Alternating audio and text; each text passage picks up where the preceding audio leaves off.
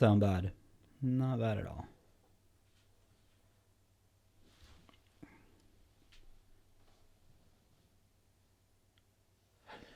Yeah, they actually, the headphones are a must, eh?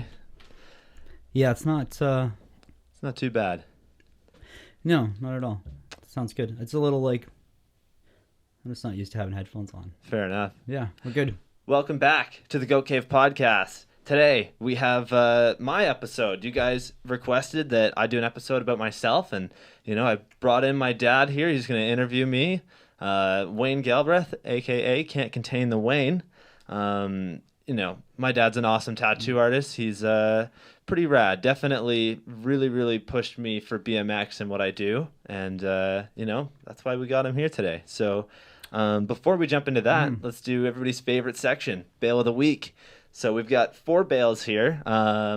You've never done Bail of the Week actually with us before, nope. But brand new. Yeah, the way this works is that people send in their footage, and we just pick our favorite bail, and the winner actually goes on to the finals, and they'll win a new pro model frame. I'm doing the first frame giveaway in April, guys. So send in your clips, because in April, that's where the deadline is going to be for the first frame. But first up, we got Eric Weir. I'll pull this clip up. Eric's got the best bails in the game, Definitely kills it. So, here we go.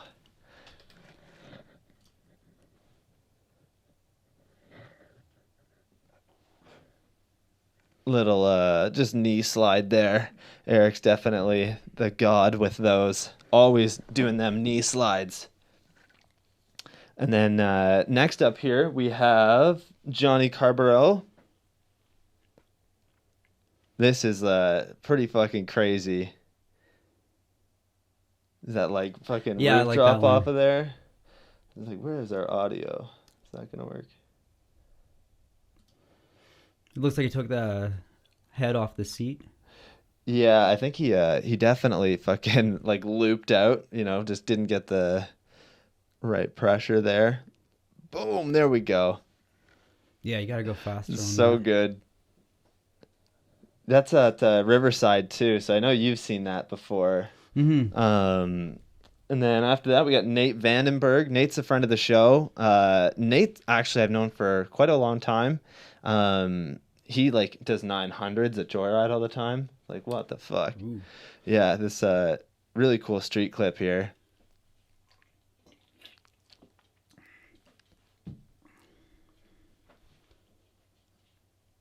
Like right to the face.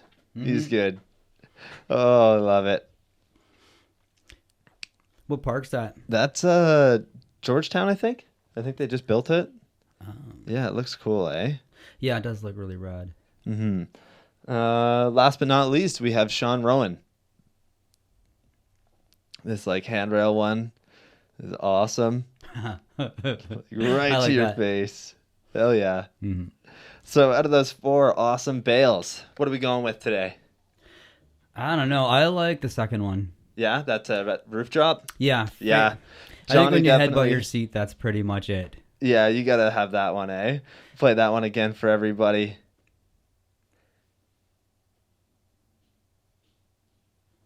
Hell yeah, Johnny. And I'm sure there's a ton of Eric Weir falling down fun definitely that you can use.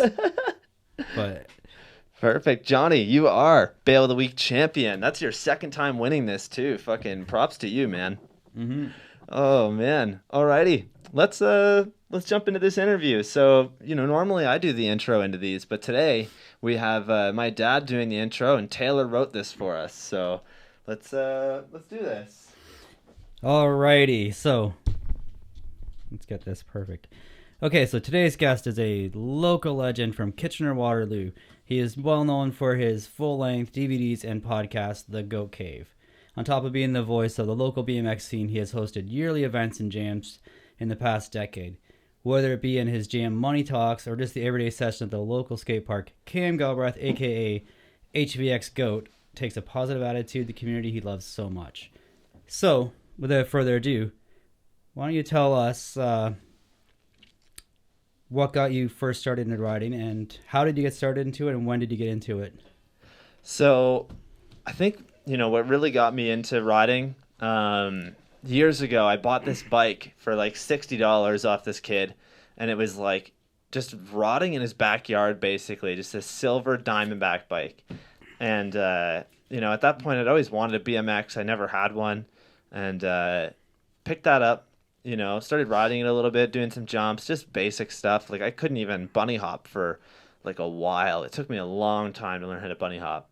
And, ended up saving up my paper route money, and my mom went splits with me on a new red Diamondback bike, like a year later, I think. And I started riding that one and getting really, really into, swapping parts out and like just trying to like change it up, I guess. Mm-hmm. And I remember, I wish I had this photo. I couldn't find it, but there's a photo of me when I'm like probably 13, maybe 12, 13. And the bike has like the highest seat ever.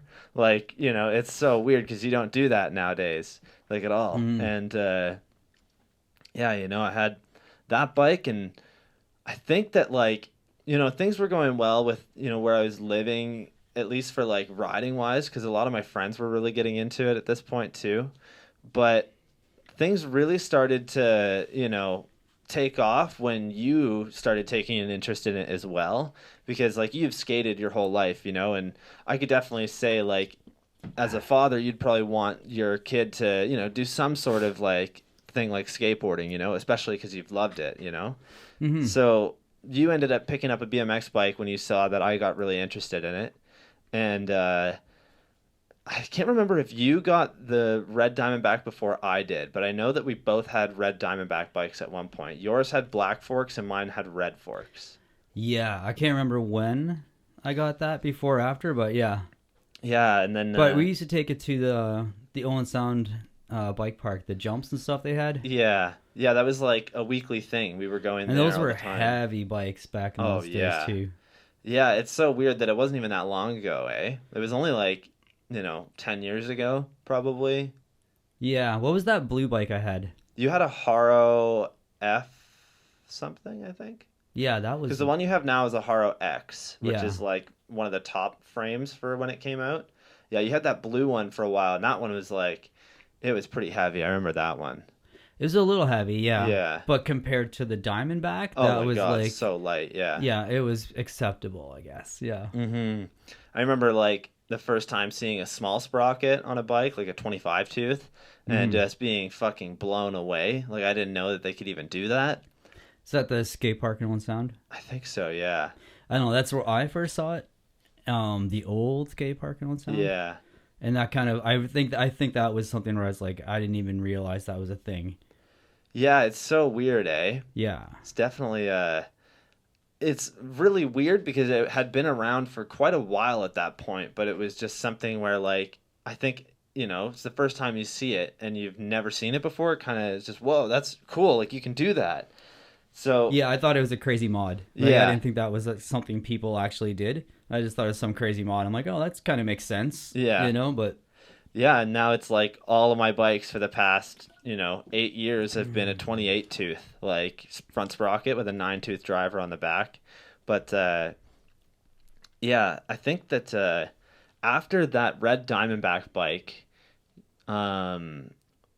you really helped out with like just finding stuff on Kijiji, and like you being Yeah. in the city and then me being where I was, like in Chesley.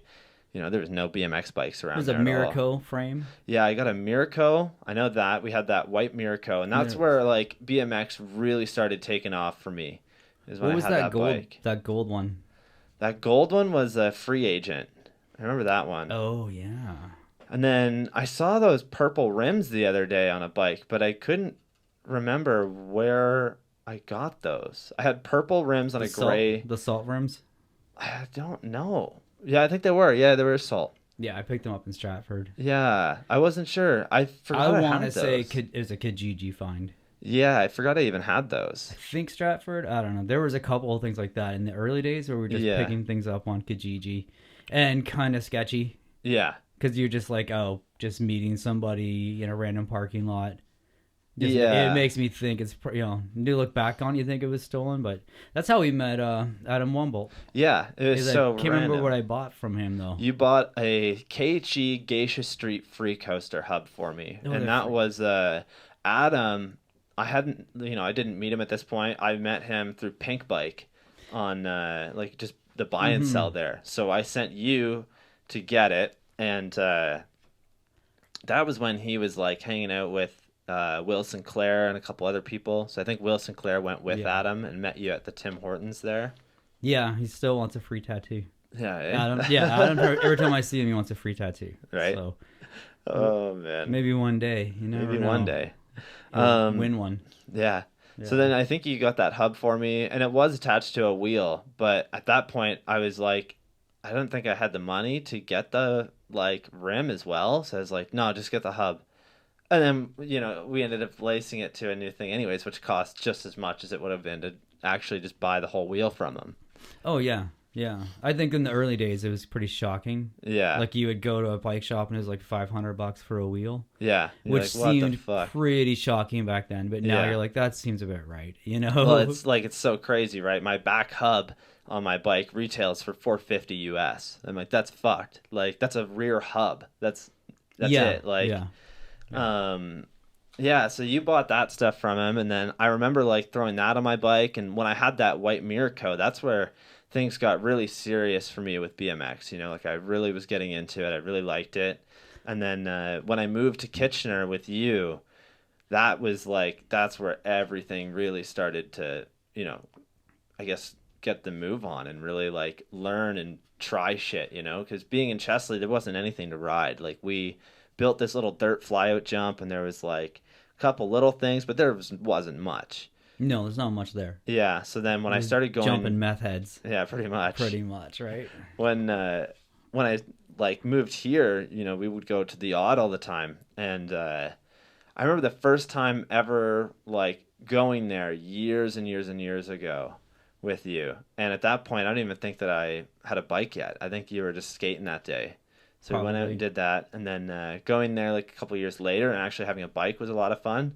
And I gotta say, man, that park is seriously the best park for like a beginner, like somebody that's just getting started, because there's nothing like too crazy. There's not many people that go there, at least It's these got a days. good layout too. Yeah. Which I think is great. Like it's got a good flow and a good layout. They don't really think about that as much now, I don't think. Like most of the parks you go to now is like, I don't know. It just seems like it's a snake pit. Like you're always running into people. Like there, you're not running into people. Like, well, I think it's because a lot of the parks now don't take the simplicity of it, right? Like when people build parks nowadays, they want everything to flow for one person riding at one time, whereas that's not how it works, unfortunately. And it looks like they try to cram it all into one spot. Yeah. Like they try to take something that should be in like a bigger place and just put it all together. Yeah. Like it seems like the Odd, there's a lot of like open space where you can just like stand the sidelines, push in, and get to where you're going. Yeah, exactly. Or you can just session one spot, like just the ledge or the rail the whole time, and you're not getting in anybody's way. Yeah. So then like, I think at this point, when I moved in with you, it was a couple of weeks after, it was actually like spring. I was able to go and ride. Mm-hmm. And I used to just go and ride the KCI parking lot all the time because there was a bank there and it was really close to the house, just trying to learn like my surroundings, I guess. And randomly the one day I'm just biking around and fucking these dudes are across the street. And they're like, hey kid, like you ride BMX? We ride BMX. Like come hang out with us. We'll go ride the Odd. And I was like, I don't know about this. This doesn't seem right. So I go across the street anyways, and fucking sure enough, it's Adam Wumbolt and all these kids. And he's like, I sold your dad that free coaster, like, like a month ago. And I was like, oh, that's so cool. So, of course, 14-year-old me sees bikes and these guys, these like random people with a truck. I'm like, oh, okay. So I fucking hop in the truck with them, go over to the Odd, rode for the day. They drove me home. I remember that. And I didn't go back to the Odd for like a while because I didn't know where it was. And at this time, like, I didn't have a smartphone. Smartphones really weren't a thing yet. Like they were just beginning, I think. Yeah. So I wasn't really sure how to even get there. And finally, when I did manage to start like, going there, I had a route figured out. And like nowadays looking back at it, I'm like, I am so stupid because I took like literally the longest detour to get there because I thought that that was like, the safest, easiest way. But Yeah, I'm like, trying to think of how to even get there from our house or from our old house. So like, yeah, I used to go. it's like it is kind of a weird roundabout way to get there. Yeah, I used to go up the street to where that Tim Hortons is on King and Shanley, and then bike back down King all the way down King to Ottawa, and then turn at Ottawa Oh, because and I then go didn't all the way know. up. That's the Yeah, thing. I didn't yeah, know like where any of the other streets were going yet, and like being a kid that was from a super super small town, like it's just so weird to be in a big city all yeah, of a sudden, yeah. just thrown there, right? And but I did pretty well, I'd say. Hmm. Well, why don't you tell us who some of the riders are that you looked up to when you first So got into it? I think at the beginning, a lot of people always say like local dudes, and right at the beginning when I first started getting into riding, I definitely looked up to a lot of pros. And one of them was Mike Spinner. I was a huge fan of Mike Mm, Spinner. That's kind of one of the reasons that I wanted a Miraco bike too, is because he rode for Miraco at that time. And yeah, yeah. he was definitely one of the pros that I looked up to. And then when I started riding the auto all the time, I really, really, really looked up to Carter Martin and Darcy Clark, because those kids were like, they were so fucking good on a bike. And like, you know, at that age too, like you're just so like, you could see like all the crazy shit that they're doing.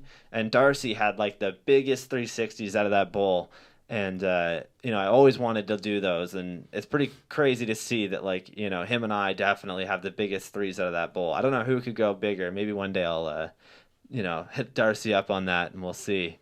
All I Yeah, know is that I yeah. 360'd a car out of that bowl. So Darcy, you got to step your game up now.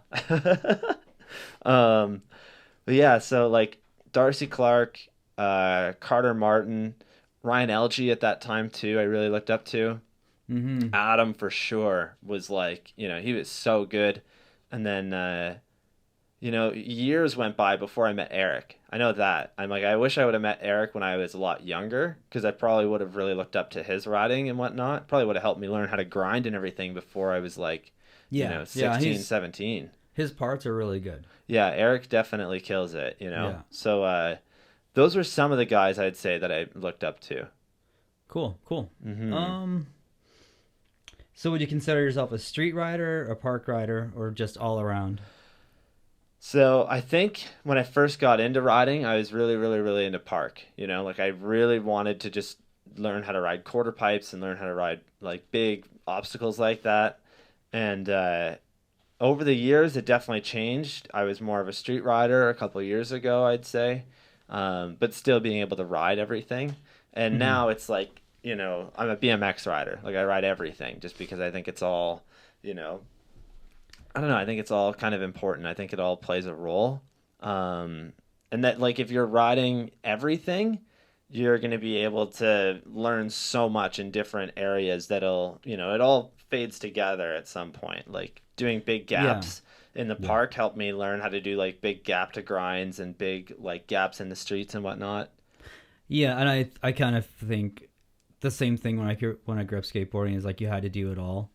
Because I Hmm. mean, back then, like you had to street skate because there was no parks. Like you had to skate in the streets because there were no parks. Yeah. But you could build your own ramps, and we could build our own like ledges.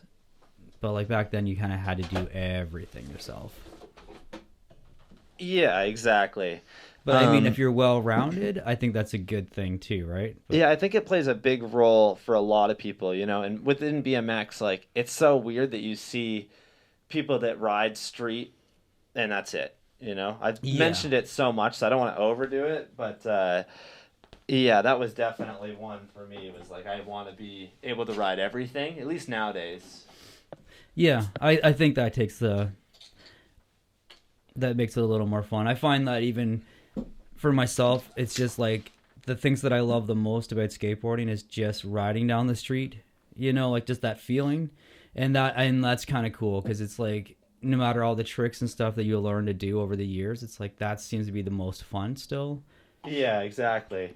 You can't beat that. So what are we gonna ask you about? Okay, if you could have one of your bikes back from the past, which one would it be and why? So there was this purple Sabrosa double top tube bike that I had. I remember that was like the first pro model frame that I ever had was a black Sabrosa double top tube frame that you got me for Yeah, Christmas yeah, that one year. I like that frame. Yeah, I really, really, Hmm. really liked that bike, and but I think that when I got that purple one, it really by the end of that purple one, like right before it cracked, the setup that I had looked so clean. Like it was such a good looking bike, and it was such a good combination of like white, purple, and chrome. It worked Hmm. out really, really well. I wish that I could have that bike back, but run brakes and like maybe two pegs on it, not four. Yeah, yeah. Yeah, it was definitely one of my favorites. I'll have to try and pull that up in a minute. So you love riding the odd, and that's no secret. So why do you love riding the odd skate park? I think we might have touched upon that Yeah, earlier, but sort of. It's just the fact that like, growing up there and learning to ride there plays a really big role in it. And that was always the spot to be when I like first got into riding.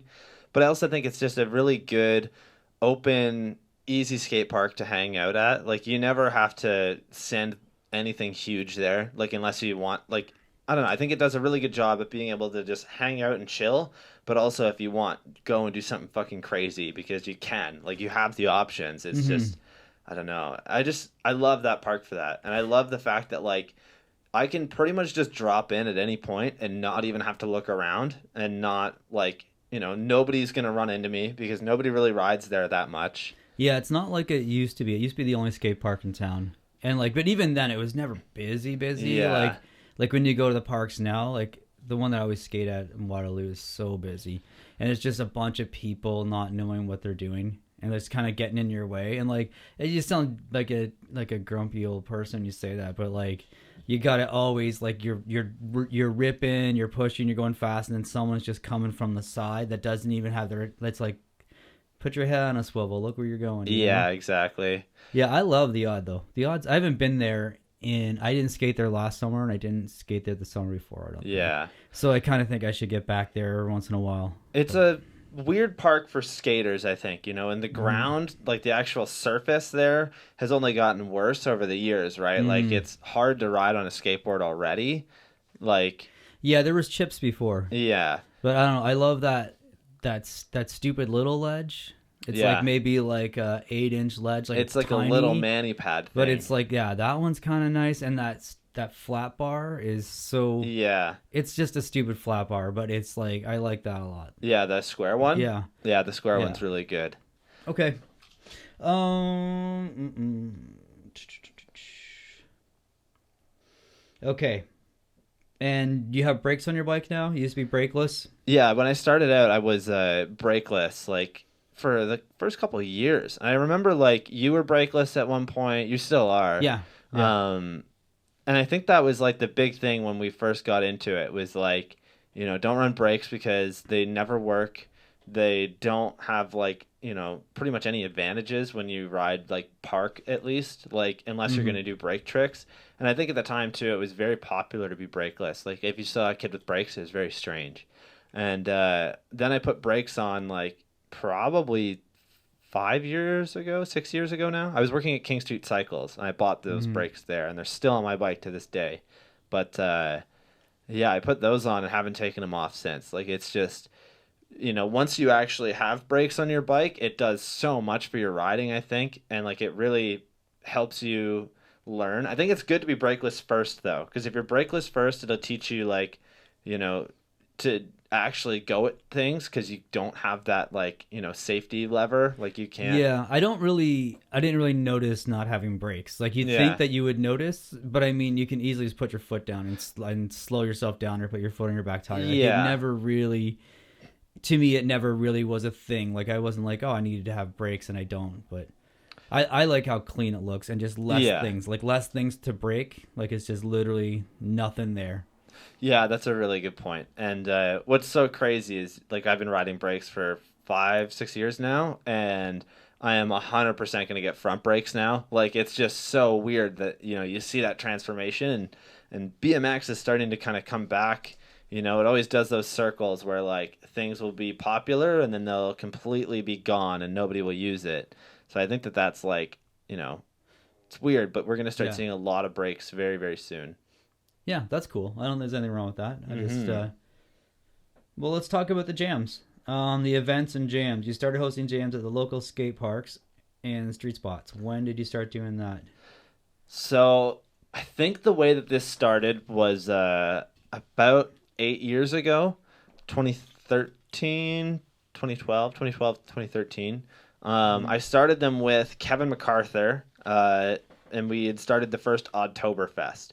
And I think that it was because I was going to Joyride, and I had mentioned the Halloween Jam. And I had mentioned this to Kyle Messier, who owned the Fix at the time. And he was like, "Oh, for sure. Like, I'll give you some prizes if you're going to do a jam." And, like, because he was just half listening, I think. And I was like, "No, like, I'm going to Joyride." He's like, "Oh, well, you should, like, do a jam. Like, it wouldn't be that hard." And then I told Kevin about it, and Kevin was like, "Yeah, let's do it. Like, we could actually do a jam." And I think the first one, we only planned it with, like, a month. Like, we really didn't plan it out too far. And I forget how we came up with the name Oddtoberfest, but I think it was going to be like the same weekend as Oktoberfest. So that was kind of how we came up with it. And that's at the Odd Skate Park. Yeah, definitely. Kitchener Auditorium. Yeah. And I remember the first year, like, taking it really seriously and being like, contacting the auditorium and making sure that we're allowed to have like a, private event and all this stuff. And like nowadays, like, I don't even tell anybody. Like, I just throw some stuff up online, go out and grab like, some prizes, get some money set up for everybody to win, and then I just worked out go really for well. it. I think the first one was really good. It worked out really, really well. Yeah, the first one we had a lot of prizes because unfortunately the Fix was closing. So we had like ledges to give away. We had a bunch of parts, like literally like $1,000 worth of parts. It's like there was a helmet or two. Helmets, then. everything. And I think King Street Cycles sponsored that one too, so they gave away some bars and like a shirt or something. There might have been something from Backpedaling? Yeah, I was gonna say. I think so. Yeah. Yeah. Cool. Yeah, that was quite a while ago. Cool. So what are the other ones you do? What's your favorite? What is your favorite year of jams? So I think 2016 we did the what was it at the time? Raised in the Streets Jam with backpedaling.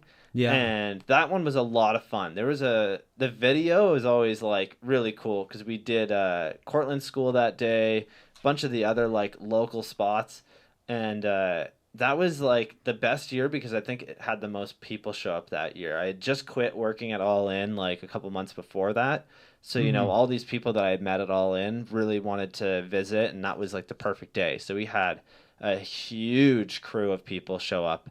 And that's like and that's basically a jam. Like you go from street spot to street spot and like to schools and different places. Yeah. Like you plan it out, but like it's pretty much like ride your bike from one place to the next. Yeah, pretty much. Like at the time, I don't even think I had figured out a route. Like now when I do these jams, I literally take weeks beforehand to go and bike the route to make sure that there's like, stops for washrooms, stops for food, stops for like, actual spots to ride.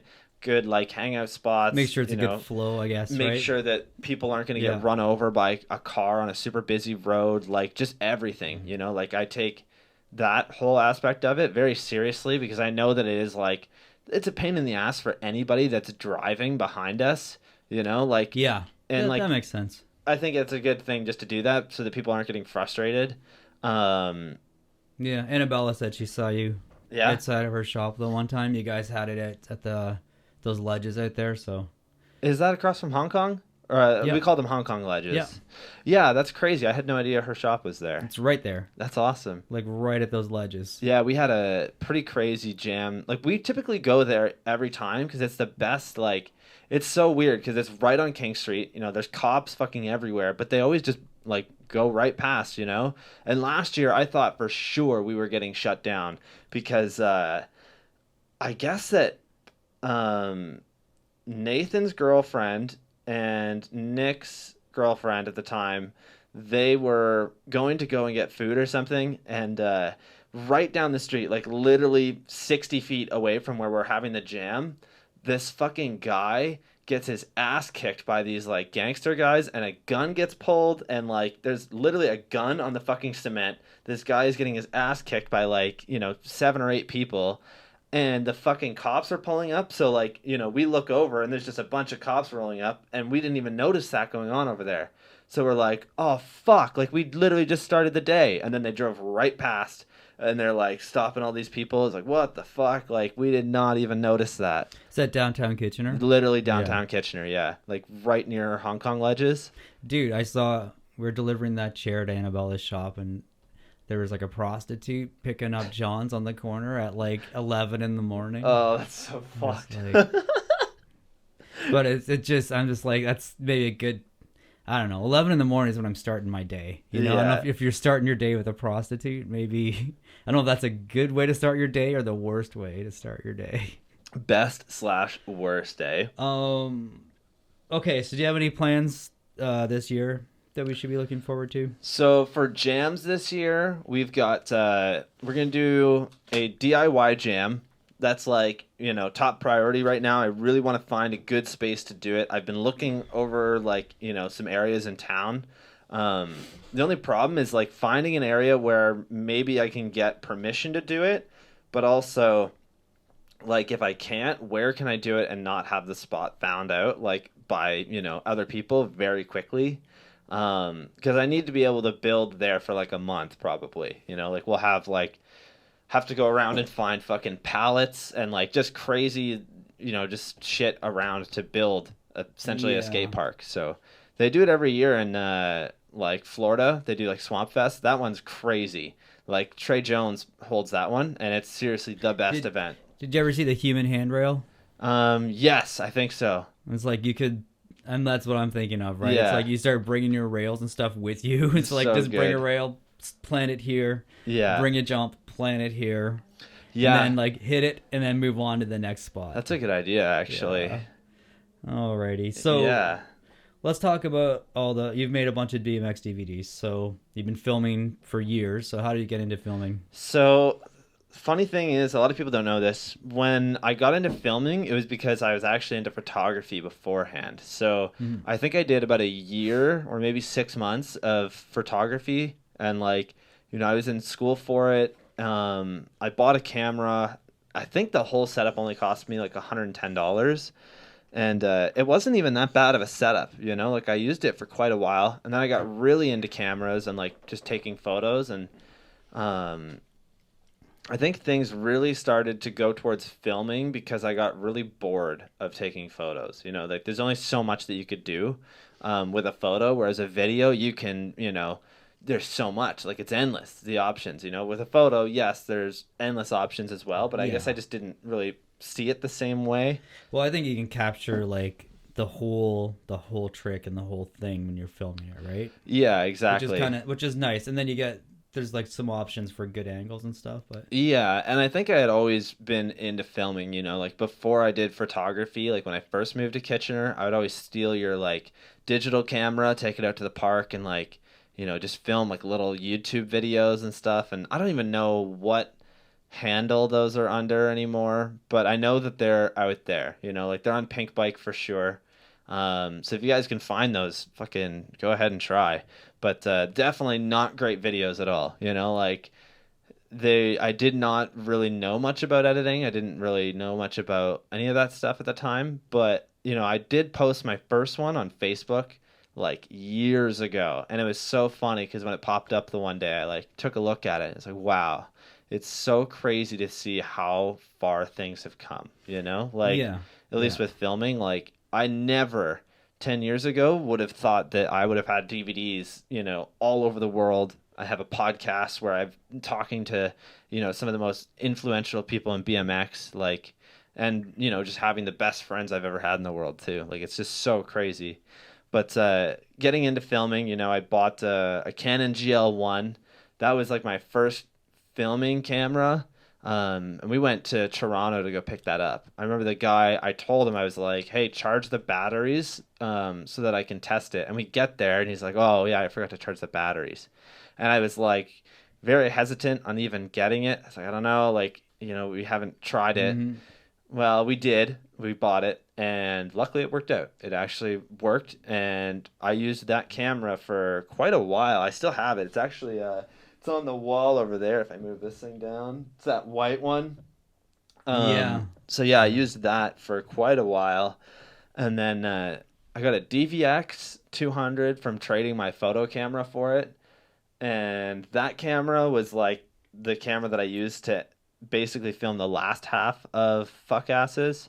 And then going from Fuck Asses, like I just really wasn't into tape anymore, like tape footage was just really difficult to work with. I was always having issues with it. What was that? It's my phone. Oh, good. I don't know, purists would say that the tape is better, right?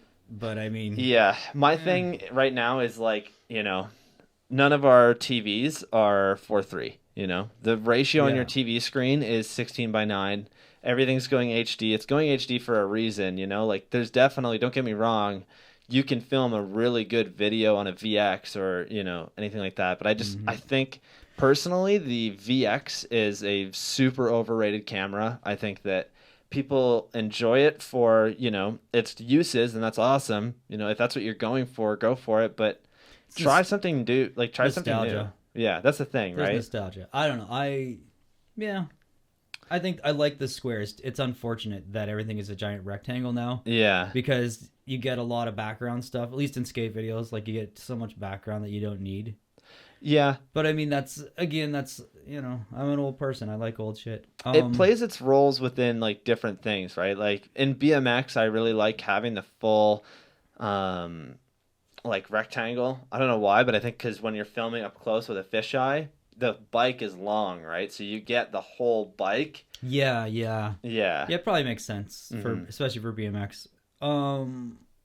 So how do you decide which music you're going to use in your DVDs? So I think Taylor wrote that question, and I was really happy she asked that because finding music for videos is always very, very difficult. So like, the first DVD I did like such a amateur move of just watching a bunch of other BMX DVDs and stealing music from those. Yeah. So like I think half that video is literally just like song jack. You're just taking multiple songs from different videos, throwing them in there.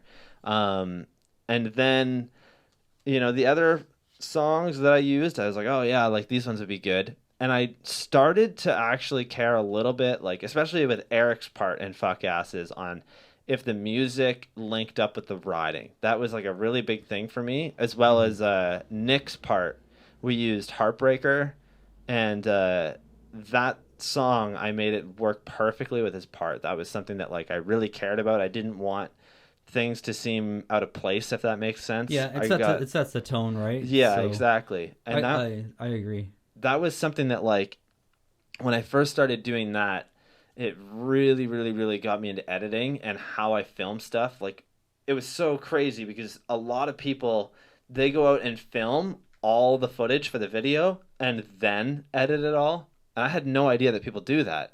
Yeah. So that's kind of a dumb idea, at least in my mind, right? Like, I like to look at it as, you would do a painting, right? Like, you don't paint everything before you do the outlines. Like, you have to set the tone for it, right? Like, go out, film, start to shape it, I guess. I always think of it, painting, it always seems like you're sketching it out first. Yeah. And then blocking everything and then slowly kind of bringing it into focus. So you're kind of sharpening things up and bringing it into focus. Mm-hmm. So I would agree with that, yeah. Yeah, I think that was a big thing for me, was like, I've always edited as going from filming. Like, literally, I'll go out and film, and then I will come back and put all the footage in my like computer and fuck around with it for like an hour and just make it work perfectly. Mm-hmm. And I think that really, really helps, especially with like workload, right? Because you don't want to have to do all of it and have a deadline and literally just be starting on the editing process. Like, that's not gonna be easy. Yeah, because then you got a lot to choose from. Yeah, exactly. Okay, so you used to film on a bike, and then you changed your mind and started filming from a filming board, like a skateboard. So why don't you tell us what's up with that? So a big reason I made the switch is a skateboard is 100% just easier to film on. Like, it's way easier to get lower. It doesn't pick up as much noise. Like, with my hub being in a Profile Elite, it's way too loud. The camera always picked that up. And it's kind of super annoying, right? Like, yes, you can keep up a little bit faster if you're on on a bike for at least the fast clips, but anything that's like super fast, I typically film with long lens now anyways. Mm-hmm. So like, the nice techie lines are really cool on a skateboard. I think those really work. But that's kind of why I made this switch. I just really wasn't into filming on a bike. It's just there's too much going on. So yeah. I mean, I feel like you have to hold on. Well, yeah, to you your can't. bars and your pedals and a camera. Yeah, It seems like a lot can go wrong there. and especially because you can't really you can balance yourself out pretty easily by putting like one hand on the bar and then your opposite foot on the pedal, and then your other foot stays off to balance. But I think it's harder to focus on the actual footage when you're worrying about where you're going. Whereas on a skateboard, it took me a little while to be comfortable enough to just, look through the viewfinder and like skate and know where I'm going. But yeah, it works out. To it. Mm-hmm. Okay, so when did you start filming the Fuck Asses BMX DVD? So Fuck Asses was when I first started that project, it was I think 2013, and it originally started out as like just something that I was gonna try and do, I guess. It wasn't even a DVD. It was mainly just like I wanted to collect a bunch of footage and maybe make like a web thing. Mm-hmm. And then after we had bought that camera, I didn't realize that like my computer couldn't use the footage because it just wasn't a good enough computer. So then you got a Mac, and then I waited like 9 months to get a FireWire cable. And then when I finally got one, I had like probably 14 full tapes. So like 60-minute tapes, that's 14 hours. I remember like sitting there and just plugging all the footage in. And after I went through it all, like a month later, there was a really good amount of footage. So I just decided at that point, I'm like, we already have like 15, 20 minutes. Like, we could probably make like a full DVD. And I tossed the idea around the group, and everybody seemed pretty excited to do like a DVD. There wasn't really anybody that was like kind of negative about it. They were all like really on board with it. And then the name of it didn't even really become a thing for quite a while. Like, I was sitting there about to upload the trailer to YouTube, and I had no idea what to call it. I was like, I don't know. Like, I don't have a name for it. I don't have any of that. And it was so weird. But this is the year that I had met Kara, like Kara Bruce. And Kara used to always call me a fuck ass. And that's from the movie Donnie Darko. Yeah. So she would always refer to me as the fuck ass, just for like being an idiot, just being an ADHD teenager. And I just, for some reason, I was like, our whole group is a bunch of fuck asses. Like, we're just idiots. Like, I love it. Yeah. So that ended up being the name of it. And, I got a lot of flack for people for that.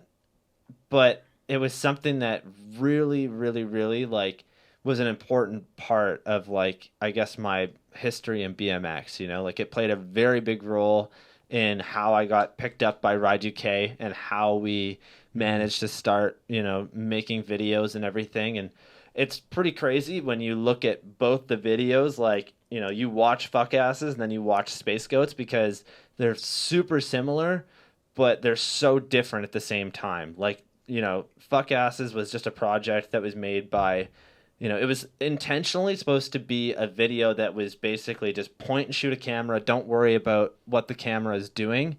Just film. Like, don't worry about the settings. Just get stuff on film. And that was another big thing, too, is that, like, don't think the video is going to be a professional video, because it's not. Like, it's called Fuck Asses, And then with Space Goats, I really wanted to make it like clear to people that I can make like a professional level project, a professional level video. And I think I definitely proved that point pretty well. Yeah, I like it. It's a good video. Hell yeah. So what's your favorite moment from that video from Fuck Asses? So there's a lot of really good moments in there. We like just some of the best times of my fucking life, man. Like staying up at like 3 in the morning on a weekend and going to Guelph University with Corbin and Adam, and like Adam fucking taking a shit in the trash can. I don't know why that was so funny, but like, just idiot kids. Like, when we threw that in the video, like that's one of the clips that I always get fucking like people either love it or they fucking stopped watching the video at that point. And I'm like, I guess that's kind of a good thing, like if you didn't like that clip, you're not going to like the rest of it. Like, another good moment was when I met that weird fucking kid in Owen Sound. Just some random kid that like was following us around in Owen Sound for a weekend. And we got him to jump off of this fucking like the dock into the water. There's like the water on the harbor there is so gross. Like, there's fucking plastic bags and shit in there. There's like everybody's cigarette butts. There's fucking bird shit everywhere. Like it's so gross. But There's a lot of couches. Yeah, a lot of couches. Well, on a clear day, you can see couches at the bottom. Yeah, on a clear day, really gross. But we fucking paid this kid like $10 to jump in there twice, and he was loving it. Like it was just so random, just like that kid's got coronavirus. From that. For sure. Yeah, that or he's fucking immune. That's where it started, and that's where it is now. Yeah, it's just Owen Sound's couch water, eh? Yeah. Oh, so good. I don't know what became of that kid. Okay, yeah, so I wonder, eh? How many copies did you make of that one, and how long did it take to sell all those copies? So when it came to Fuck Asses, I made 125 copies total. I made 100 first, and then they sold pretty quickly. I think it was like 5 weeks to sell all of those. And then, I picked up a couple more. I think I picked up 25 more and just gave them out at my jams that year. And so those were gone pretty quickly. And then for Space Goats, I only made 75 hard copies because, after going from 2016 releasing that first video to 2019, everybody kind of stopped using DVDs in 2019. Like, that was a big thing where a lot of people had suggested, just putting it on YouTube because people don't watch DVDs anymore. And that was like a big thing where I messaged, previous customers. I was like, hey, I'm just about to release my other video if you guys want to buy another one. And that was a big excuse I was hearing is I don't even have anything that can play a DVD, laptops don't have like CD drives anymore. It's kind of weird because I like having something to hang on to. Like that's kind of neat, but I don't. The same thing. I haven't got anything at home. I have to watch DVDs on my computer at work. That's pretty much crazy, it. Eh? Yeah. Well, I mean, I have too many other things hooked up at home. Yeah. Okay, so then why did you make the switch to HD? So as I kind of mentioned when? before, so I made the switch when I wanted to film Space Goats, and at the time it was going to be called the HVXGOAT mixtape. And it was going to be a 20-minute video, and that was it. And it was going to have, like, a lot of the trippy effects that it has in it. The animation was a complete afterthought. Like, I didn't even know if, like, that was going to be a thing in it until pretty much the last year of filming that video. Yeah, that's kind of my favorite part, though.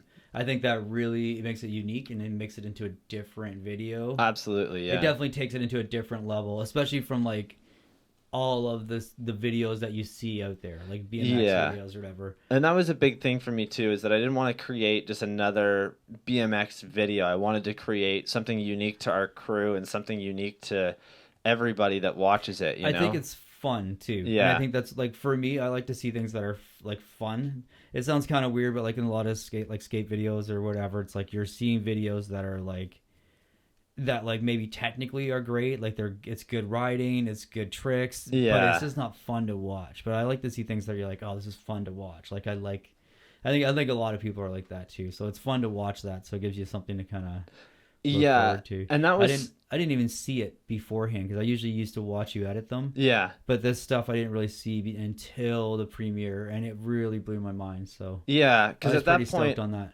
I used to use your computer in the office to film, well, to edit all of Fuck Asses. And then at that point, I bought my own computer, my own camera, and I just did it all in my bedroom. And like, Hmm. it was something where I wanted to focus so much on it. So like, I showed you a couple bits of the intro and like some clips of people, but I really kept it like, you know, under, I guess. Like, I really tried Yeah. not to show Well, I many didn't people really want to anything. see too Yeah. much of it in advance. I kind of wanted to see it all happen, Yeah. like all at once, like see the finished product because Hmm. there's something cool about seeing it come together. But I really like that when it's all together and done, how nice it looks. So Yeah. Yeah, and with the going back there, just switching from like tape camera really helped make the whole video look so good, right? Like, hmm and the HVX is such a versatile camera where like, you can use tape in it, you can use P2, you can do pretty much anything in between there. Like, it only films 1080i, but for a BMX video, you really don't need like 4K, at least right now. Like a lot of people don't even have no 4K screens. Like 1080 is almost kind of perfect at the moment, I think. Um, but yeah, and like just switching to that, it made the animation in it look, normal, I guess. Like hmm at least in my mind.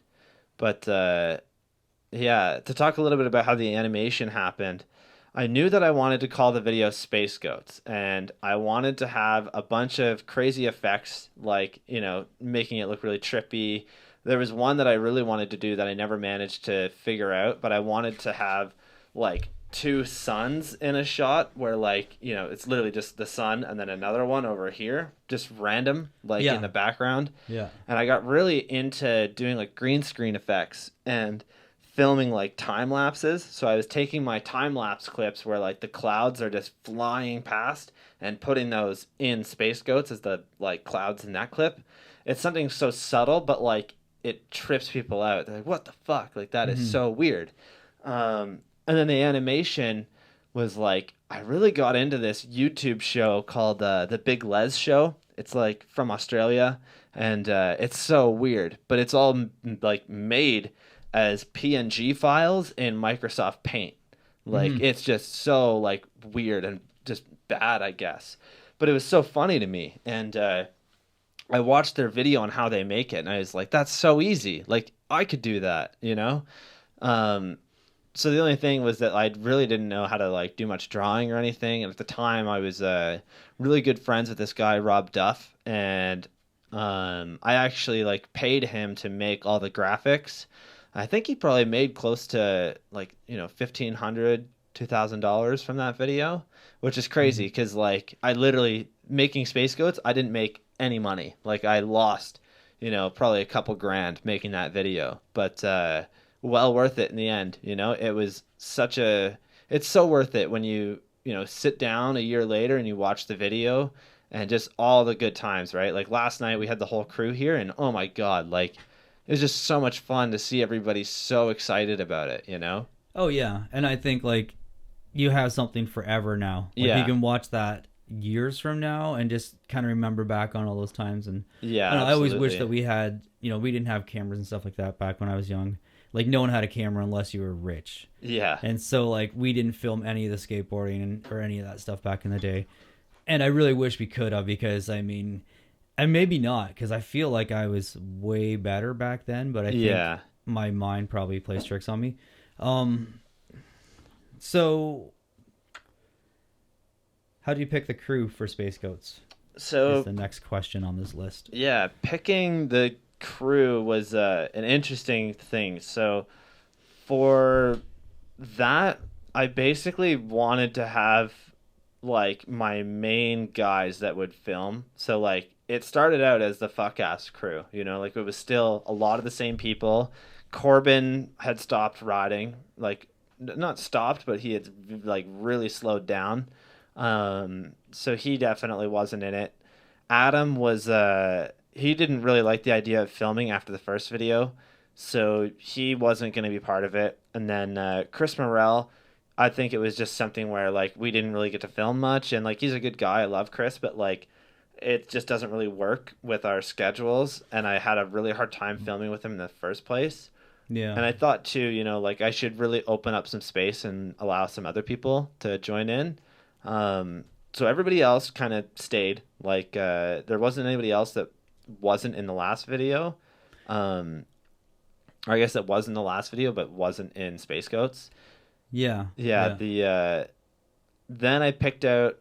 I really wanted to film with Kyle Mantha because Mantha had always been like just this kid at the park, and he was really into fuck asses. Like he got the logo tattooed on him before I did, which is so crazy, Yeah. He's a character, man. Yeah, he's a weirdo. We love him. He's a character. So Mantha, he's got a really strange style on a bike. He is such a weirdo, and I was like, that would be really cool. Like we'll film some stuff with him. So filming with him was really interesting because he's got a really slow tech style, but he does a lot of like weird tricks on like the weirdest obstacles, right? Like he'll just ride rocks like in the middle of fucking nowhere. So yeah, just filming with him was cool. And then we had Caleb Smith, who I'd met at All In like years before, and he was always like a really good friend of mine, like after I met him. So I knew that I wanted to film with him.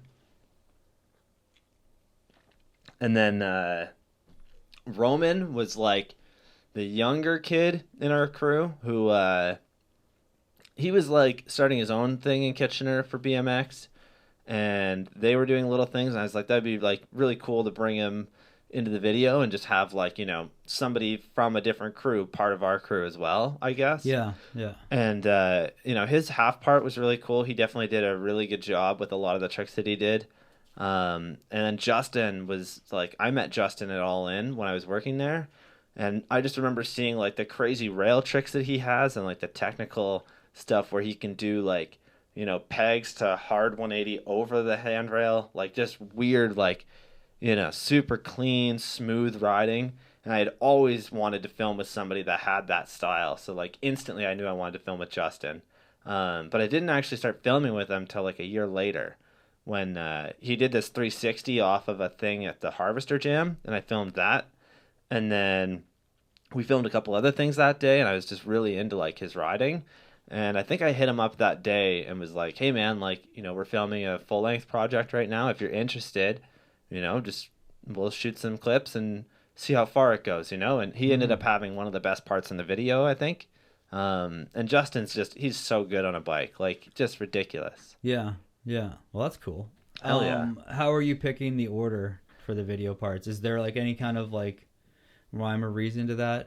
So a big thing with the videos, I think, is like you need to have it so that it doesn't get boring, like that's why I started out with such a crazy intro and having it like, just I think that having the intro go into the friend section and have like the best clips that everybody filmed for like that weren't part of the crew was a good idea. And it worked out really well. Like a lot of the people that were in that, they absolutely destroyed it. Like it was so good. And then going into Nick's part, Nick had like such a good hard style of riding, and I thought that like a lot of the clips, he's very good at being able to do the small stuff and also the really big stuff. So he was kind of like, I thought he would be perfect for the beginning of the video to kind of set the tone. And then having Mantha after was kind of nice because it slowed things down a little bit and showed that like, we can still do like slower stuff. But then having Travis come in and do like big banger clips kind of was really cool because it did, it's nice to have, you need to have something like gnarly after a part like Mantha's. And it's no offense to Kyle, it's mainly just that his riding is so different from like Travis, where Travis's riding is all about like when you're watching it, it's exciting. There's a lot of crazy stuff going on and pretty much anybody can watch it, right? Like whereas with Mantha's stuff, it's a lot slower. It's harder for people that don't watch BMX to really be interested in it, I guess. Yeah, it's a lot of techie stuff. Is that right? Yeah. And then having Eric after that was really good because Eric's part in Space Goats was really, really cool. He did a really good job this year, and I was really proud of him for that. Yeah. And his part was really cool because it was all fast stuff again. And then we had Nathan, who's a skater, and that was like so random having him in the video because it's a BMX video, right? So like having a skateboarder is really strange. But he absolutely killed it. Like he was part of the BMX crew. Like, you know, he just skates. So I don't know. Yeah, it is pretty funny. Mhm. He's a killer skater. Like, Yeah, he's so really good. fucking good, first of all. But Yeah. and you filmed like probably 30 clips of me doing dark slides, and I didn't see a single one. I don't know where they are, but Yeah, I'll have to figure that out. I don't know what happened. They might have got lost. Yeah. But it's like finally I got like some good clips, and I'm like I can't seem to find a good clip anywhere. Oh fuck. Yeah, I'll have to figure that out. I'm trying to get one in every province. Yeah, that'd be cool. I did Quebec last summer, so I'm like, Did you BC it? no, I didn't bring my skateboard to BC, Oh, which is fuck. kind of stupid, but we had all the tattoo equipment to carry. Yeah, fair enough. But we're going to Nova Scotia in the summer, so I'm gonna bring my skateboard. Yeah. So we already talked about the order of the video parts. Yep. Well, okay, so what? You already talked about this stuff too. So Like the animation, right? yeah. Yeah. So you had a premiere. Let's talk about the premiere. The premiere was pretty gnarly, dude. Like I wish that they would have let you stay longer. Yeah. But I mean, like, Yeah, they fucked us around with everything, which sucked. I was blown away by like the video itself. Yeah. Because that was the first time I've seen it for like front to back. It was Yeah. pretty good, and I mean, everybody I think had a really good time. So Yeah, it looked like everybody was having the time of their life. Oh, So yeah, that was man. pretty cool. Yeah, it was good of a party. it was fucking crazy, you know, like setting that up about a month beforehand. I didn't even think we were going to do a premiere. You know, I was basically like locking myself in my room, just trying to work on it and getting so frustrated with the video and just getting like, you know, upset because like it's a 3-year project, you know, and I'm finally coming to the end of it. And like, I'm just so sick of fucking looking at it, you know, like it sucks, but that's kind of the way that it goes when you're doing like a long project like that, Mhm. you know, like it was literally my entire life. Like that's all I thought about was that fucking video. And, you know, I've definitely learned that like you got to take some steps back once in a while and really like focus on other shit. Cause like I burnt myself out and I didn't work on Space Goats for literally months at one point because I was just so sick of it. I was like, Mhm. I don't even care about this video anymore. You know, people aren't going to watch it anyways. So why does it matter? And like just being so negative about it, you know, and I'm not really a negative person for the most part. So like, I didn't really like feeling that way, you know? Yeah. But anyways, we picked out a venue, you know, and one of the requirements was that like that I can have my buddy's band come in and play afterwards. And then I had another band hit me up, so we also threw them on the list. And unfortunately, just because of the weird setup stuff, the first band sorry. The first band, they were supposed to show up half an hour before we even opened the doors, and I couldn't fucking find them, didn't hear from them. They had all the equipment for the second band as well as all the audio equipment for the video. And they showed up like half an hour late, so I'm freaking out. I have no audio for the video. The video was already supposed to be started 15 minutes ago, you know, and so we're running out of time, and finally we get everything hooked up. I think we opened the doors at 6 and we had the video playing at like 6:50. So like people were getting pretty pissed, like not really getting pissed, I guess, but like I had the whole crew like just bothering me. They're like, when are we getting this started? And I'm like, dude, I'm fucking like, I am so, don't even talk to me right now because I cannot deal with this. Like, Yeah, and I mean, it took the ping pong guy, took him forever to get his shit together and kick everybody out. Like, Yeah. if you know you have something coming at 8, it's like, you know what I mean? Like, round people up and kick them the fuck out, you know? Yeah, I was pretty fucking pissed off with him because I thought I had made it clear to him that like at 6 o'clock, I want the doors to be opening. So like, I don't know, as somebody looking from the outside, I guess my perspective is that like, if I'm renting the venue, I'm renting it for the time that I will be having the actual event, not the setup time, not the teardown time, because with setup, people can still be doing whatever in the background. That doesn't matter. With Yeah. teardown, they can be doing whatever. Like, and I don't know, my thought too is that if you're doing an event like this, you close the doors at 5:30, and then I show up and start setting everything up. We Yeah. open again at 6. Yeah, you tell people you have a private event coming up, Yeah. and you just Clean up, close you know, the do place whatever. up. Dude, I don't understand how it's still a thing.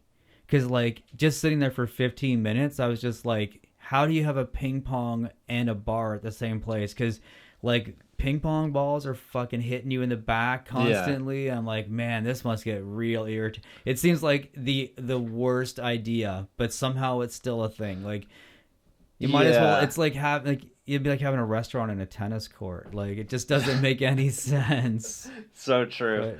But, but I mean, otherwise, I thought that it went off without a hitch. Once it was going, Yeah, I think it went off without a hitch. And that guy, I think he was getting pretty pissed by the end of it because like everybody was going off the wall. Yeah.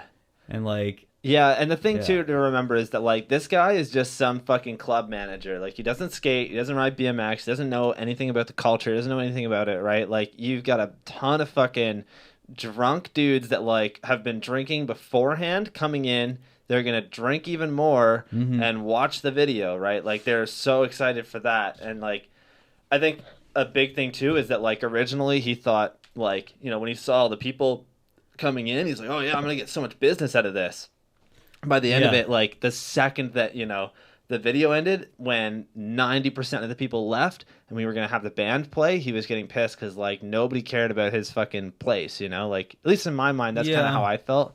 And, like, there was some people that fucking were sneaking, like, beers in. Like, I think Ruthless Ozzy got caught fucking drinking a, like, tall can of something. And, like, he basically was like, yeah, I bought it here. And the girl's like, we don't sell this beer here. Like, we don't. So you're going to have to pour it out and fucking buy another one. Like, yeah. Well, you had a couple bands play, or the one band played, right? So, the other band didn't get a chance to play? Yeah, the second band was supposed to end the night off, which was Illicit. And the first band, I think it's called Luna Drown, they were supposed to open. And they could not figure their shit out. Like, you know, it took them close to 45 minutes to set up. And I was like, dude, we literally have 20 minutes left, like, until, you know, we're supposed to be ending the event. So they played for like 10 minutes and then we had to tear everything down. And the fucking owner was pissed at this point because I think Stretch was fucking with them. Stretch like took his open sign and put it like 15 feet in the air, like got on somebody's shoulders. And Stretch is already like 7 feet tall. So like, on top of somebody's shoulders, standing, sticks it up there. The guy has the tallest ladder that he can fucking find in the building. Still can't reach it by like 3 feet. So, I don't know. He was just getting pretty pissed. And then having the band play, like, they were pretty loud. But, like, at the same time, I told him that there was going to be a band. I told him that they were going to be loud.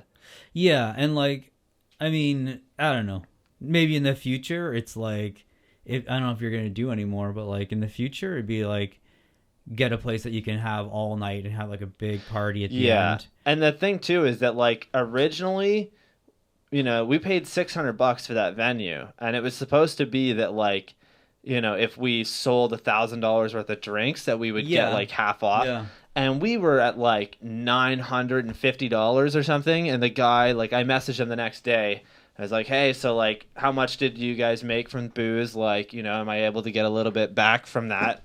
And he was not having that because, you know, everybody was so rowdy, and he was like, you know, a couple things got broken, and like you guys left some marks on the wall, like you guys didn't clean up, and like it's not our job to fucking clean up. He opened the place up after you guys were done. Yeah, it was really weird. He didn't give you a chance to even clean anything up. Wow, what a fuckhead. Yeah, so I definitely, I'm not going to, you know, I would never do it there again. Like, it just sucks because it was a decent venue, you know, like, it filled up. Yeah, it filled up really well because it was so, like, it was just the right size. Like, yeah. You don't want to have a place that's so huge that if a bunch of people show up, it doesn't even look like there's anyone there. Yeah. But anyhow, let's move on to the next question. Yeah. We got a long list of questions, I guess. We could be here all night talking about this stuff. Yeah, only a couple more, and then I think you've got yours. I'm going to pull up a couple photos for you guys that are watching while we do this. Here's a good one. will you ever make another full-length DVD? So, I've had quite a few people ask me this question, and I think, it's hard to say right now, but I really don't know. Like, I would love to do another full-length project. I think I definitely will 100% do another project. I don't know if it'll be anytime soon, and I think that by this point, DVD will kind of be obsolete. I was actually really looking into like right before Space Goats, I was looking into possibly buying like memory cards, like what they do with the Nintendo Switch, like buying like Switch cases and memory cards, and then doing it all myself. And I just figured that would be kind of a weird one to do because of the second that I put on a memory card, everybody can upload it anywhere, and it is my thing where I'm like, I don't want this video to go huge and not have credit for it, if that makes sense, like it not being on my YouTube channel, because then, like, I don't know, I've always been weird about that. Like, I took 3 years to make the video. I want to be able to say that I am the owner of it, Yeah, I know that it has my name in it and everything, and people would see that, but it's just, I don't know, it's one of my things where, like, I just really didn't like that idea. No, that makes sense. For sure. I think at some point I'll definitely, switch it up and probably do something like that. I also thought, doing the Switch cases would be kind of interesting, because if you do it with like a micro SD card with an adapter, then like people have no excuse, right? Like you can plug that into your phone and watch it. That is actually pretty cool, because you can just plug it right in. That is a really cool idea. Plus, you don't really see that, so it's kind of a unique idea. Yeah, exactly. So we'll go through a couple of these photos here. Mm-hmm. This was way back when I first got into riding. This is the Port Elgin skate park with those salt wheels and the free agent frame. And that was like, I think like 13-year-old me. That's that bike there. I can't, like, dude, it's so crazy that was like that long ago, Mm-hmm. This is like our first trip to Joyride ever. We you drove me there from like Owen Sound area. It was like a 4-hour drive. It was so long. At least it felt like 4 hours. Yeah, that's crazy. And then, we got that summer of me riding Riverside Park, doing my first feeble grind down a ledge. And then this 360 that this guy shot randomly. And that was like, right when I first started riding the odd. Me and Dakota Baker meeting Aaron Ross. And it's like, it's so crazy to me that, I'm meeting Aaron Ross here, and like I still have that hat to this day, and it's got his signature on it. And I was fucking like talking to Aaron Ross like 2 days ago. Like it's just so weird to me that like that's how this has gone, But I think that's the cool thing about BMX. Yeah, it's really cool. This like random photo, I just wanted to show this one because of this bike. Like the bike setup here was really cool. I liked the orange tires with the purple rims; those worked really well. This was super cool. Is that the odd? Yeah, 360 over a trash can at the odd. I think there was like a 181 from before that. Just another photo of my white bike. This is like first trip to Iceland Park, doing a big 3 out of there. We got to ride CJs that day. I remember having to call you because I didn't have any like signature from you for a waiver because we didn't know we were going there. Yeah. And like having you kind of figure out a way to make it work. But yeah, we got to ride CJs when they let bikes in. I think they stopped letting bikes in like 2 weeks after that, which is really sad. Wow. This awesome photo that Kevin MacArthur took on my purple setup that I had. Mm-hmm. This was like the first. Well. Yeah, this is the first really good photo of me, I think, Mm-hmm. This is kind of what got me into photography, at least. This photo of Ryan LG and I, we were pretty great. He was definitely one of my best friends that year. And hopping right into some fuck asses stuff. So, filming at Margaret Avenue School, like, it's years the school from ago. Next to our house. Yeah.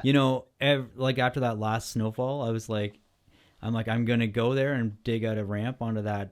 Hell yeah. Onto that kinker. I've been looking at it for years. I'm like, today's the day. And then I was like, oh, it's going to be a lot to dig a ramp out to that. And like I have to build some kind of like roll in. But I'm like, I'm definitely hitting that rail. Yeah, make it happen at some point, eh? And then this photo here is us riding Engineering 5, like filming this. And what's so weird is that, like, you know, the caps on this ledge, we had taken them off because it was a 4 mil Allen key. So, like, literally just popped them all off, rode it, and, like, Travis did the whole ledge, Jesse did the whole ledge. And then, you know, we stopped riding it for a little while. They moved that Engineering 5 sign to the other side. So now it's like really weird, but if you're really good, you could probably do pegs to like, or feeble to opposite feeble on the top of the sign. Yeah, that's kind of cool. And then riding the odd, that's like my favorite camel hump photo. I've always tried to redo this photo, but I can never, you know, I forgot they existed. Yeah, I love those fucking things, man. They're a lot of fun. My first trip to Harvester Bikes. So at this point, I had already ordered this frame from him. I had stopped working at King Street Cycles, and a big speculation around the shop was because I bought a frame from a different store that was like kind of the kicker that ended up getting me, like, you know, laid off.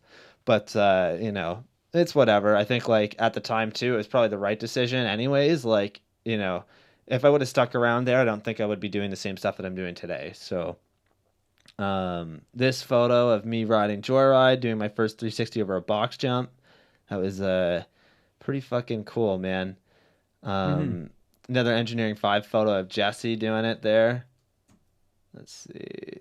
Turn down or look back from the step up. That was a good time. I think Chris Morrell shot this. I really wish that jump was still around. You know, it kind of sucks that it's gone. Trying to see if there's any good stories here. This is a really cool one of Adam, like, you know, just behind the scenes filming Adam using this tree as a quarter pipe. It's pretty fucking cool. Yeah. And this one. So this is one that I've been wanting to talk about and kind of give you guys some backstory on. And having you here is going to help out a little bit too, because this was something that I had in my mind for quite a while. I really wanted to do this, and this was something that I tried to build myself up to do and get good enough to actually send this huge rail hop. And this was my second rail hop ever. I'd only ever done one that was about half the size, kinker as well, like over the side of the rail. And I remember taking you here and showing you this before I was gonna do it, and, like, you know, I think at the time you were kind of like, I don't know, man, like, you should really be careful. Like, you could get really fucked up. Like, well, really fucked up. If you hit your back tire on that. Oh, yeah. It's fucking... Like, if you catch your back tire, you're going straight down. Yeah. Pretty far. And, like, you can't tell in the picture, but, like, the run-up is pretty narrow. Oh, it's terrible. Like, it doesn't look like it's that narrow. But, like, even from the picture, you can see, like, as long as you're going fast enough and you hop high enough, like, you're going to make it over that rail. Like, you made it way over that rail. Yeah. Like, that was, like, you could probably have, like, tail whipped that one. Oh, man, that'd be fucking crazy. Like, it's pretty...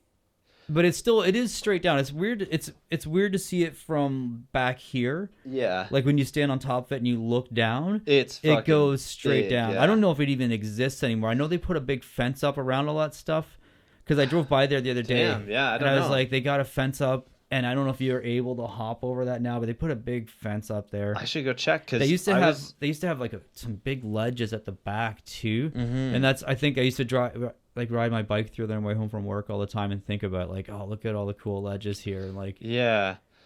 So this place, it's the public storage building on Weber Street in Kitchener, and originally I think I found this, just stumbled over it one day walking home from school. I just had a feeling that there was something over there. So, like, I ran over, checked it out. I was like, oh my God, this is fucking crazy.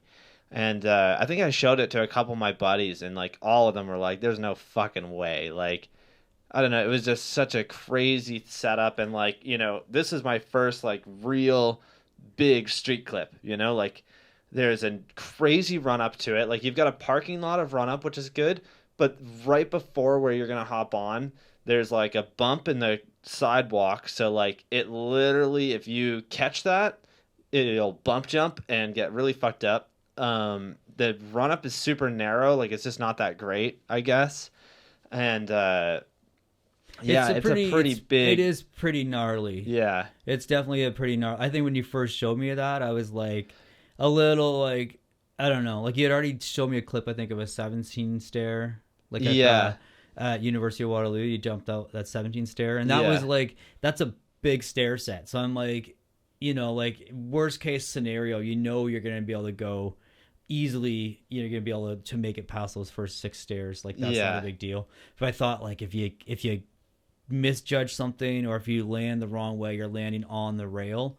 And I mean, you could probably land on the rail to your bottom bracket and just kind of grind through it, but like it looks a little bit sketchy from the top of it. But you know what?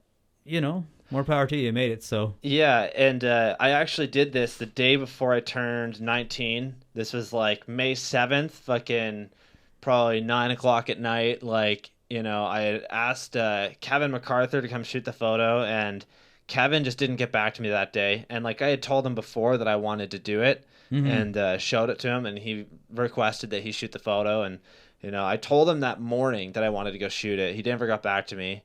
So I messaged Chris Morell, and Chris at the time was like, he was definitely a really good photographer, and he decided to make the trip out. So we went and we filmed a couple clips with him and Tyler Buller, and then we pretty much packed it from there. Like I think it was one of the schools around there, and came right here and sent this. So I think I like ran up to it for about like 20 minutes, like really just contemplating it, and then I just threw my headphones in and literally just like closed my eyes for like 3 seconds and opened them and just went straight for it and just. Well, yeah, you don't want to think too much about that. Like Yeah. It sounds kind of weird, but it's just like you got it. Like that all you have to do is go fast and jump high, and you'll have it. Unless somewhere in the air you bitch out. That's the only problem that's gonna happen, Yeah. right? Like all you have to do is make it over the rail. And I mean, really, you just have to have a bunny hop high enough. That was what I was worried about, is that like if you don't hop high enough, your back tire at the Yeah, you're top gonna of the catch. stairs is going to catch it, and then you're going to fall over like 12 feet down Yeah. to your doom. But I mean, that was gnarly. And I think the other one you got that night was the nollie down that big Yeah. gap by Tim Hortons. That was like that's Another got to big be one. like a 9-foot gap. Like, Yeah. that's a big gap, and it's funny how on video it doesn't look that big, but if you were to film it from like if you were to stand right beside it, like Yeah. it's a big gap. Like it's It's a pretty crazy, man. And like, just going back to this photo here, as I hopped it, Chris's flash goes off. So like instantly blinded, like right as you're hopping over it. yeah. And I think that really honestly helped, because like once I hopped and I was over the rail, like instantly blinded, and then you see the landing, and I just landed pretty much like back tire, front tire immediately, and just rolled away. And I just remember like, it's kind of cheesy now. Like I look back at the footage, and like I included my like when I land, I fucking ran out and I'm just screaming. I'm like, oh my God, like I fucking pulled this. Like it was just such a weight lift off your shoulders. And this was something that I looked at for probably about a year. And I don't know, like just building up to it was pretty fucking crazy. And Yeah, it's a pretty gnarly jump. Yeah, like this- it's a gnarly trick. this photo went pretty big. It was on Ride UK's like, Facebook page. It was on some random dude's like Pinterest account. He uploaded it and was like, this is seriously the gnarliest thing I've seen in a while. Like just crazy, Yeah. and like I remember sending this photo to Sean Burns, and like Sean Burns definitely approved. He was really into this, which was cool. But yeah, that's just kind of the story of the big fucking rail hop that I did in Fuck Asses. Maybe I'll do a video on that spot if it's still around. We'll Yeah. see.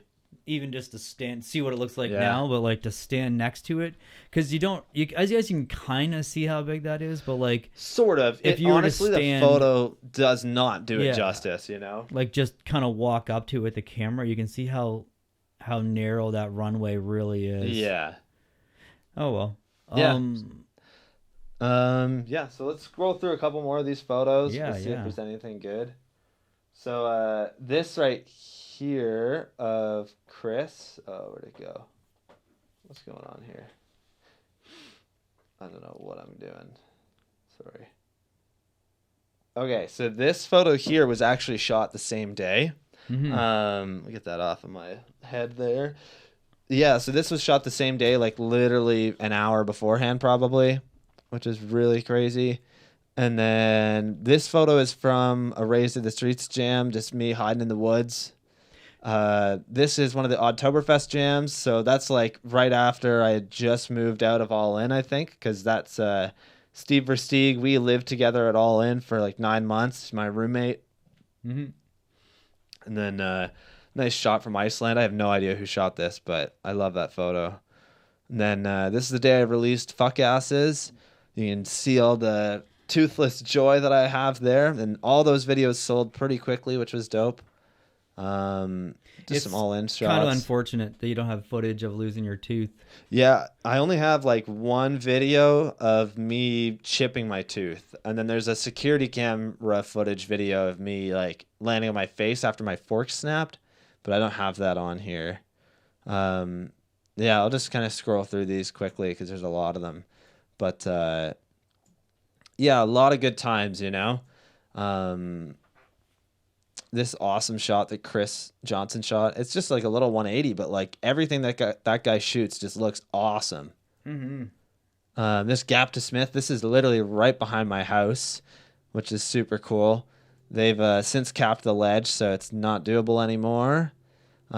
First ever time shooting a podcast. This is when I did the podcast out of your tattoo studio. And then this cool fucking rail.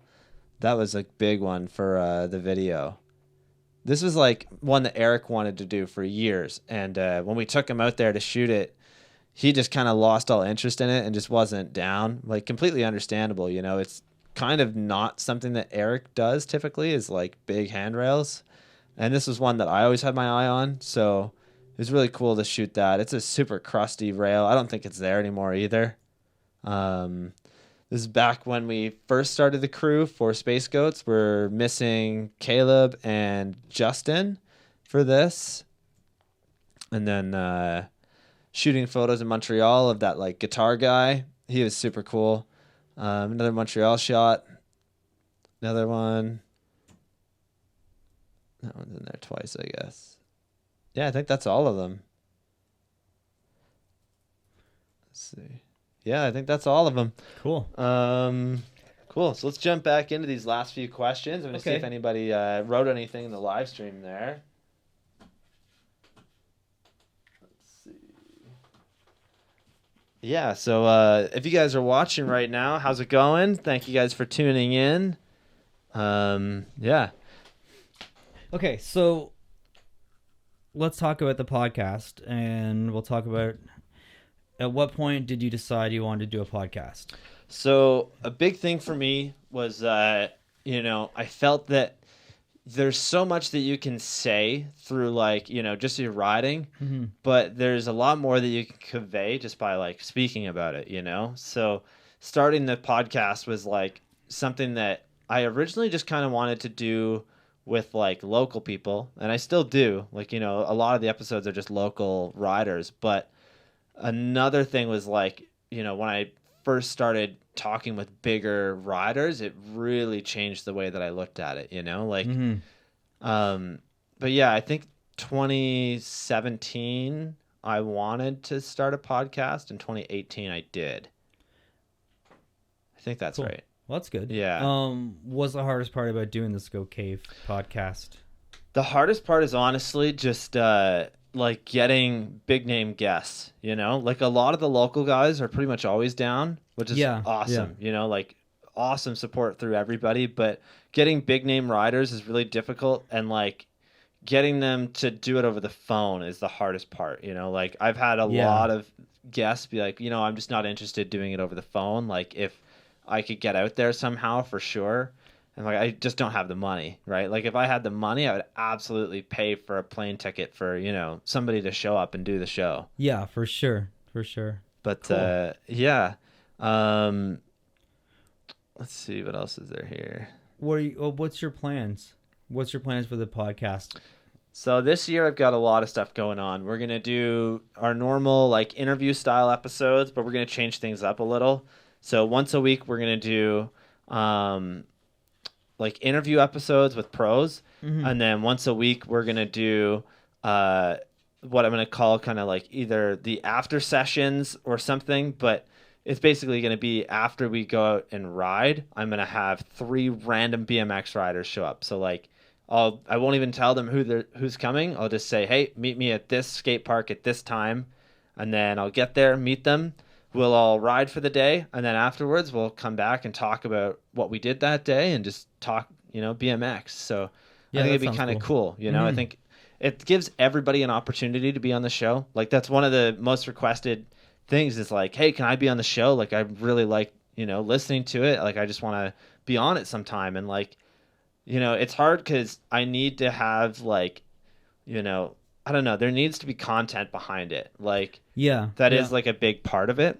But I still think that like it's not fair to not include everybody, right? Like I think people should all be able to come hang out. And I think that having somebody that's just starting out, it would change their fucking life to be able to come on a podcast and be sitting across from Mike Gray, or like some Yeah. crazy pro, like they just have no idea. Like, I think it would be Yeah. cool just to see that like they're also just people, if that makes sense.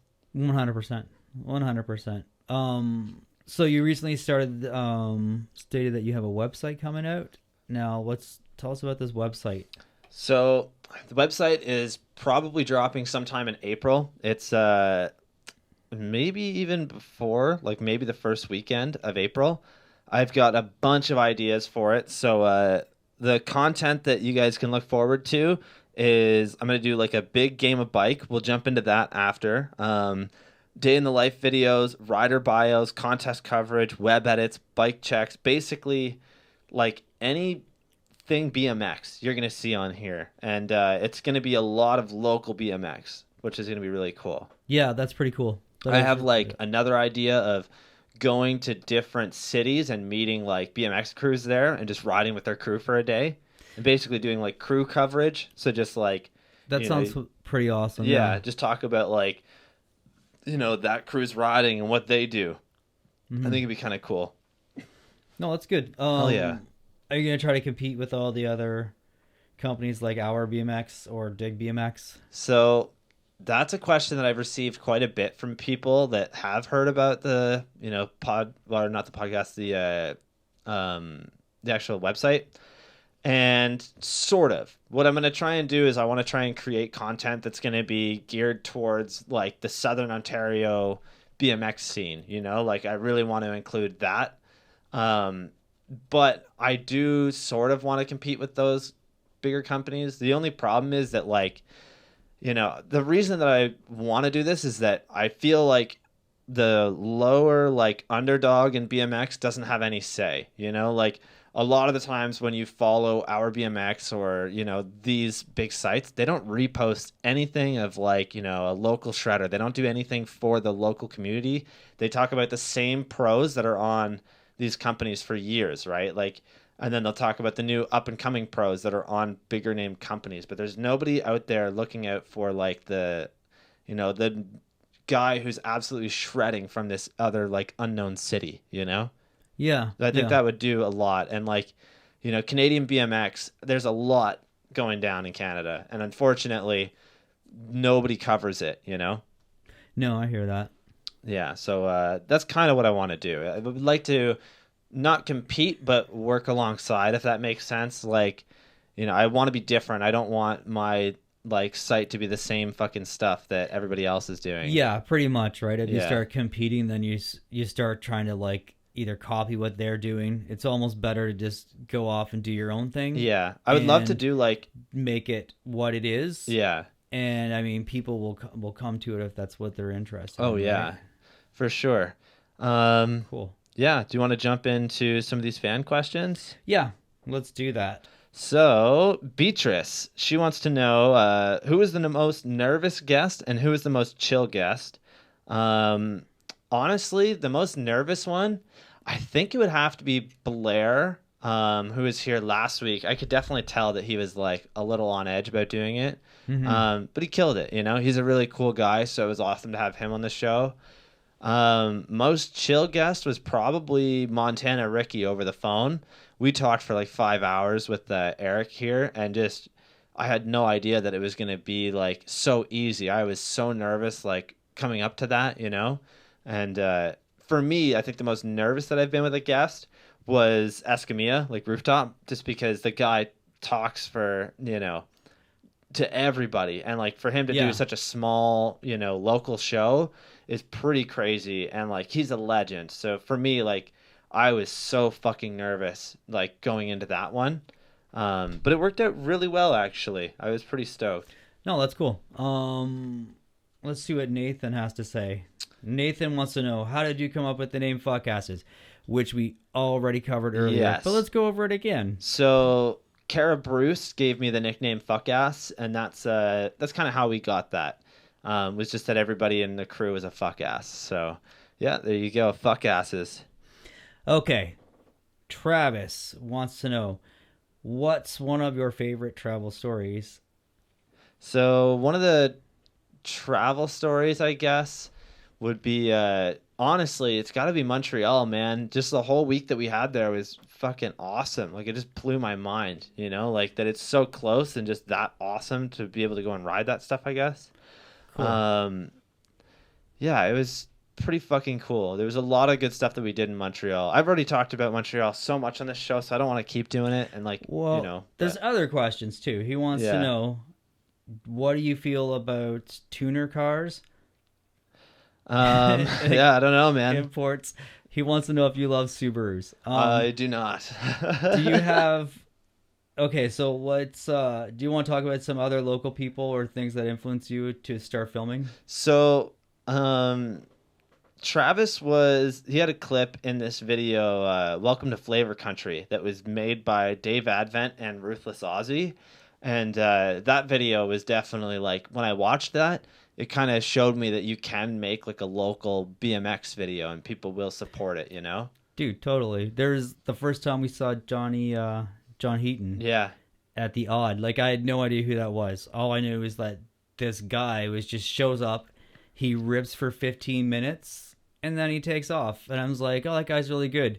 And then you like see videos of him at X Games, and you see videos of him just like his video parts. And you're like, oh shit, that guy's like a famous BMX rider, and he's right here in Kitchener. Yeah, he's a legend. And that's the kind of thing that I always think is kind of interesting, because like, yeah, you'd never know, eh? you would never think of that in Kitchener. So yeah, that's kind of cool. Yeah, so that kind of pretty much does it. I think we have one last question, eh? Do we? Closing statements there. Well, why don't we talk if you have any more. No, I think we covered a lot of that stuff. There was...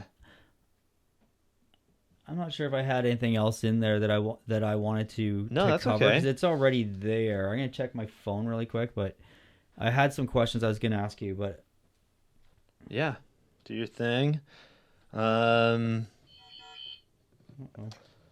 Hey, it's Mike. Mikey, would you consider including mountain bike riders in the podcast? Maybe some local pros and shredders? Absolutely, Mike. I've actually reached out to Matt McDuff recently. Didn't receive a message back, but I'd love to have some pro mountain bike riders and some local guys. I know that you are a mountain bike shredder. And we had Chris Johnson on the show a while back, who's a photographer, but he also rides and films in the Gaunch crew. He's dope. But yeah, if you ever want to come by and fucking ride and then do one of those after session podcasts I was talking about earlier, absolutely, Mike. You're more than welcome to hit me up and come down with the London crew. I know you're from there, so. You know, it's kind of funny because what I was going to ask you was pretty much what the closing one was too. Because I was going to ask you what motivates you and keeps you motivated, but I guess it's kind of the same thing. Like, why does BMX mean so much to you? So, to kind of take things on a little bit of a serious note here, growing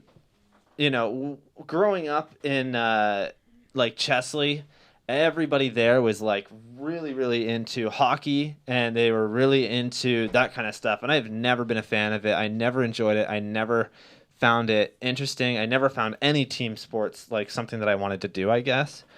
And I think that played a big role in just, just not being interested in that stuff at all. Like BMX was so different, and when I really got into BMX, it showed me that like, there's a community out there for everybody. You just have to find it, right? And like growing up in Chesley, I was bullied like a lot, like literally all through public school, I was bullied constantly. And like, I'm not going to sit here and tell you that bullying is like, the worst. You've already heard that from 1,000 other people. And honestly, I think that it actually kind of helps you toughen up and motivate yourself a little bit to do something, like it does suck, but at the same time, like, I don't think it's right to tell everybody that they're awesome all the time. Like people need to get kicked down a little bit to stay humble, if that makes sense. Yeah, and I mean, you can also like, with hindsight, you Yeah. can look back at all those people that bullied you Oh, and that's the 10 thing. years later, and you can see that they probably didn't amount to shit. Yeah. Which, I mean, it sounds kind of like like a crusty Dude. old person talking, but I found that was my life, where you look back at people and you're like, wow, you did nothing.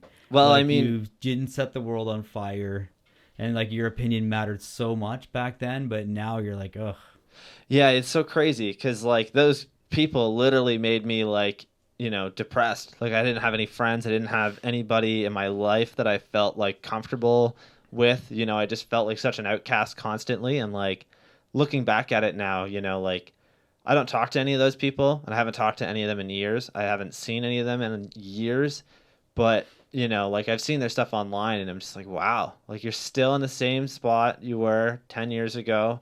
You're dating the same person, like if that's what makes you happy and that's what, life is for you, then absolutely all the power to you. But like, fuck that, man. There's a reason why I'm not there, and it's because I couldn't survive there. Like I don't like it. I didn't feel comfortable there, Well, some people end up growing up and being like changing and learning. Yeah. And then some people don't, and that's kind of that's the lesson I take from it, because I see a lot of people. You're like, wow, like these people really. Because I mean, I look back at my own life, right, and like I'm like I learned a lot.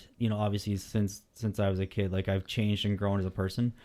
And I bullied people maybe when I was in public school, but people bullied me, so I think everybody does that back and forth. But like you learn as as you get older. Hopefully you start to regret start to become a better person, more well-rounded. Yeah. I don't No, know. I get what you're saying. Hopefully you do. Yeah. Yeah, that's kind of BMX was the one place that I felt really good being, like everybody was always like, they'll pick on you, but it's just, brotherly love, I guess. Like it's just kind of how it works out. So Well, I feel it's probably a lot like skateboarding. Yeah. In the sense that like you're setting your own goals for yourself. Yeah. And then you're achieving those goals, right? And like that's the big thing, is like it really teaches you to fall and get back up and keep trying. Yeah. And like I mean, that's like valuable life lessons that you can take absolutely. with you. Because nobody ever gets on a bike and is awesome first try. You know, like it takes years of falling on your face and progressing, and then finally and then you carry that through, I guess, with like videoing. Like you're saying, the first films you made were pretty rough, and then you get better and better and better the more you do it. And like, yeah, you have the value of hindsight. You go, oh wow, look at how far I've come. Look at how much I've grown. And it teaches you, I think, that you can start somewhere, and that you're gonna, if you just keep trying, it's gonna get better and better and better. Yeah, absolutely. And it's pretty crazy to think that like, getting into BMX and skateboarding and like setting those goals for yourself, it's so crazy that it adapts to literally everyday life.